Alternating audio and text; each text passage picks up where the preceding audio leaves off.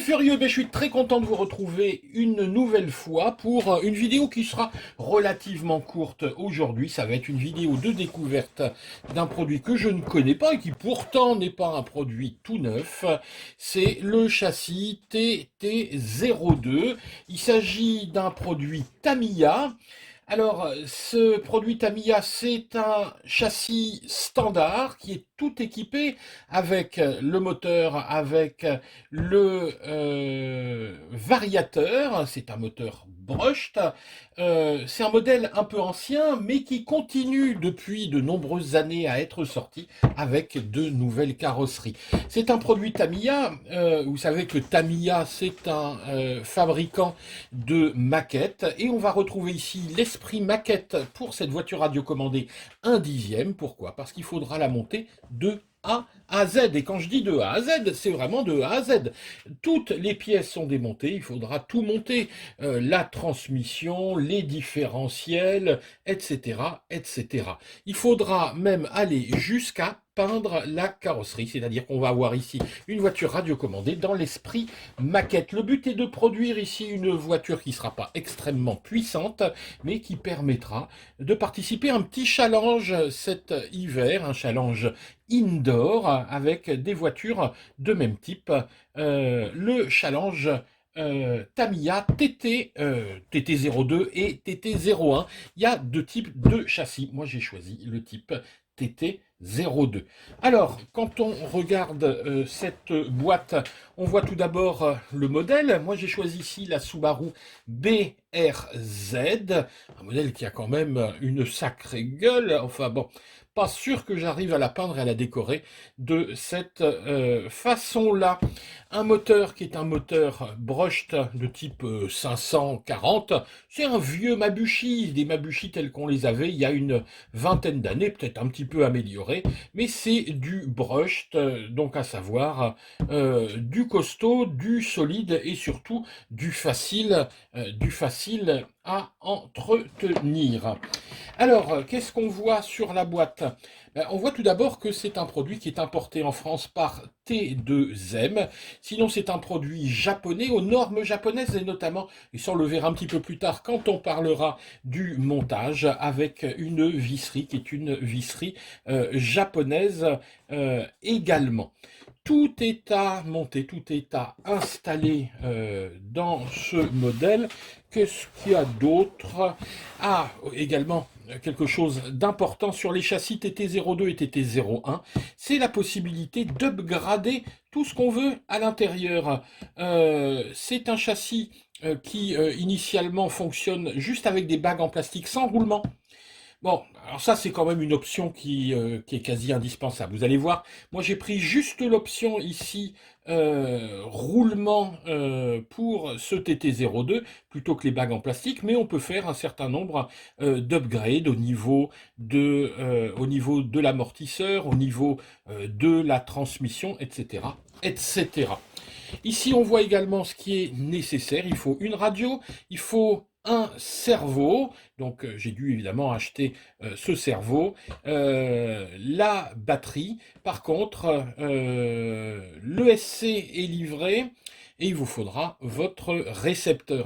Ces châssis existent en version RTR également. Alors, RTR, ça n'a que de nom, hein. RTR, Ready to Run. Non, en fait, ça veut dire qu'il y a tout ce qu'il faut à l'intérieur pour la monter, mais il faut toujours la monter de A à Z. On a fait à peu près le tour du carton.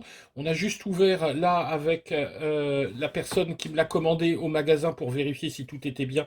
Il y a un petit ici, un petit autocollant de certification. Donc c'est pas une imitation, c'est vraiment un produit de qualité. Et pour une fois, parce qu'on me reproche souvent de présenter que des produits chinois, ça c'est pas chinois, c'est japonais. C'est pas du tout la même chose. On est sur un budget ici qui n'est pas un budget énorme, c'est pas non plus une voiture extraordinaire d'un point de vue des performances, mais c'est vraiment pour apprendre à piloter.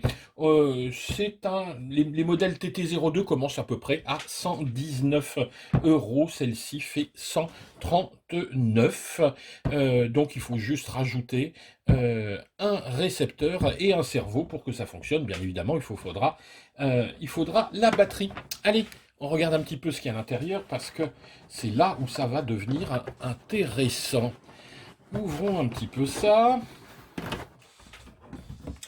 Hop, on va mettre ça ici. Alors, qu'est-ce qu'on a dans la boîte? Alors, tout d'abord, comme je vous le disais, le SC, avec une particularité, parce qu'on a beau avoir un moteur brushed, on a 3 fils.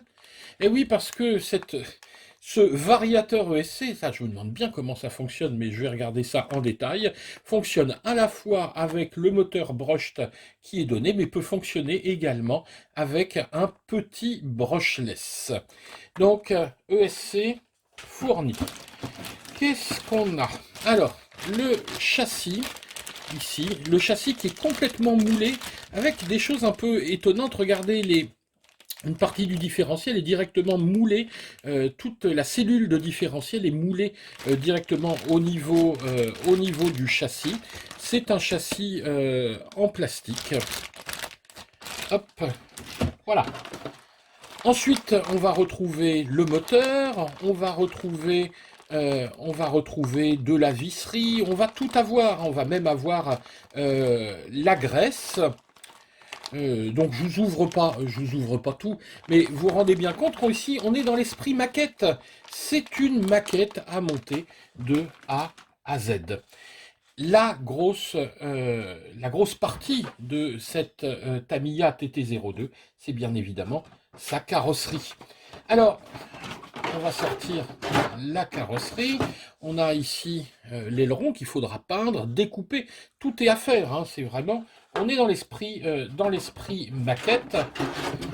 Alors, voilà ici la carrosserie, vous voyez, qui est vraiment une très très jolie pièce en lexan. J'ai un petit peu de condensation parce que elle vient d'arriver, hein, la boîte vient d'arriver, donc elle a pris le froid un petit peu dehors. Donc vous voyez, hein, une très jolie pièce avec plein de détails sur cette carrosserie qu'il faudra évidemment peindre. Elle est recouverte par l'extérieur d'un film de protection qu'on retirera une fois la peinture faite et on va peindre à l'intérieur. Donc voilà pour la carrosserie. Un petit détail notamment sur la carrosserie, regardez la partie avant, les phares, donc on va avoir des parties à mettre en plus pour augmenter encore les détails sur cette carrosserie. On va pouvoir choisir les phares. On peut en option également mettre un kit de LED sur cette voiture. Alors, vous vouliez de la maquette? Et ben voilà, de la maquette. Voyez comment ça se présente. Toutes les pièces se présentent en grappe, exactement comme les maquettes en plastique que vous faisiez quand vous étiez enfant, ou que vous continuez à faire, hein, parce qu'évidemment, il y a plein de gens qui adorent faire des maquettes. Et là, vous voulez de la pièce, et ben en veux-tu, en voilà. Il y a du boulot, hein. Il y a vraiment du boulot, mais c'est aussi ça le plaisir quand on monte un châssis Tamiya, c'est évidemment qu'on a du travail au niveau montage. Les supports ici, supports pour les ailerons. Vous voyez, au niveau carrosserie, on a pas mal de choses. Même jusqu'au rétroviseur, regardez, qui sont ici peints dans la masse, ce qui évitera de les peindre. Et on mettra les petits miroirs dessus. Des pneus. Les pneus sont livrés avec. Des pneus. Alors, il n'y a pas de mousse à l'intérieur. Ici, on a des pneus slick avec des jantes qui sont vraiment superbes. Hein. Donc voilà, hein, donc les pneus, les jantes, tout est livré. Ça aussi, c'est à monter, même les roues sont à monter. Je vous disais qu'il y avait une option ici, roulement. Alors ça, c'est la seule option que j'ai pris tout simplement parce que le Challenge Tamiya dans lequel je vais m'inscrire sont des voitures stock, des voitures de base, sur lesquelles on admet très peu d'options. La seule qui est recommandée et qui est autorisée, c'est le kit roulement. Le challenge dans lequel je vais m'inscrire accepte également le refroidissement, mais je pense que ça va pas franchement être nécessaire. Ici, le petit bac pour le récepteur, même les supports moteurs, regardez le support moteur est sous forme de pièces de maquette. Ensuite,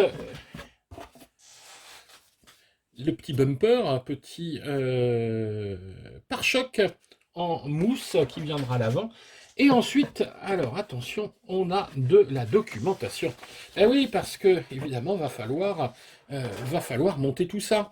Tout d'abord, la carrosserie, tout le découpage et les conseils pour l'assemblage et la peinture de cette carrosserie, qui est livrée d'ailleurs, attention, avec les autocollants de masquage et ta-ta-ta. Regardez un petit peu cette planche de stickers, ça promet un boulot de chez Boulot à décorer. Donc, de la documentation pour la carrosserie, pour la peinture. Ça, qu'est-ce que c'est ? Je ne sais pas. Des informations en plusieurs langues. Informations importantes concernant ce kit. C'est à propos de l'outillage. On lira ça tranquillement. Et ensuite, évidemment, on a une partie ici qui est commune à tous les châssis, parce que c'est le même châssis dans toutes les boîtes. Il y a vraiment que la carrosserie qui change. C'est la notice d'assemblage du châssis TT02.